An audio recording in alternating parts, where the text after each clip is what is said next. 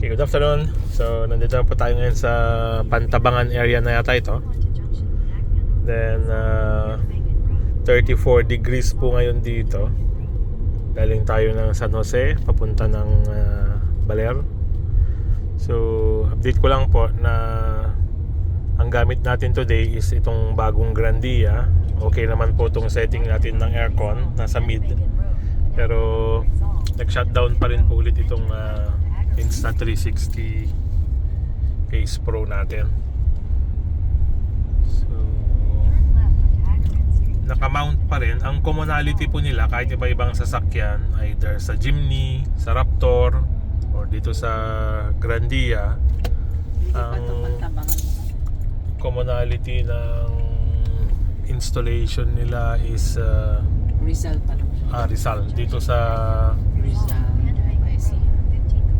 sa may windshield area, so talagang mararamdaman po yung init niya. So nag-shutdown siya, try nating i-restart. Okay.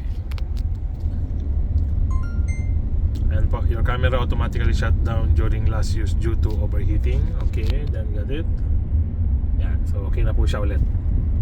So twice siyang nag-shutdown kanina, pero talagang mararamdaman po sa casing niya, kasi aluminium casing po ito. Yung sa nakuha natin yung metal, talagang mainit po siya. Okay, ito lang po yung challenge ng Insta360 Ace Pro. Pero yung binili po nating isa galing Baguio, yung GoPro Hero 10, same din po, na go overheat din, nagsha-shutdown din siya. So ang ginawa ko is swin up ko muna yon sa gamit ng anak ko na Insta360 X4. Yung Insta360 X4, hindi ko pa siya masyadong na-explore dahil enough pa naman itong gamit po nating mag-isa na itong Insta360 Ace Pro. So yun lang po, hindi po Insta360 Ace Pro lang ang nag-overheat, kundi pati yung GoPro Hero 10 natin na bago.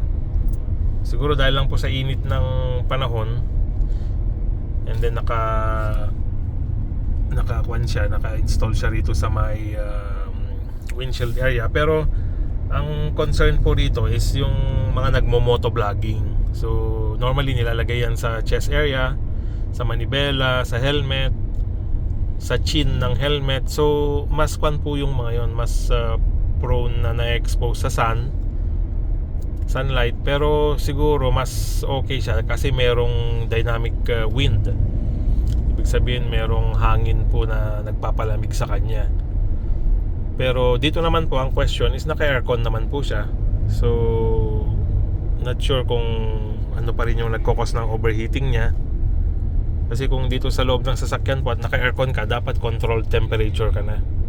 So kung ano yung nakaset up sa aircon ng sasakyan, yung cabin temperature natin, dapat hindi siya nag-overheat, pero nag-overheat pa rin po siya. So sana magawan ito ng software upgrade, kung kaya pang habulin sa software upgrade via settings, para hindi siya masyadong mag-overheat. Okay. So ang quality po kasi ang iniingatan nitong Insta360 Ace Pro, lalo na sa gabi, talagang sobrang liwanag po yung night mode niya. Pero sa umaga talagang quality din po. Ang isang way po siguro rito is pababain yung resolution. Pero sayang naman po yung capability nung action cam natin kung ibababa mo yung resolution. So sayang po dahil lang nag-overheat. So hindi natin na ma-maximize yung potential ng camera pag ganun. Okay? So yun lang po ang ating munting update sa overheating ng Insta360 Ace Pro natin.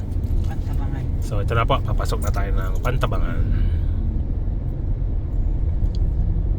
Okay? Salamat po.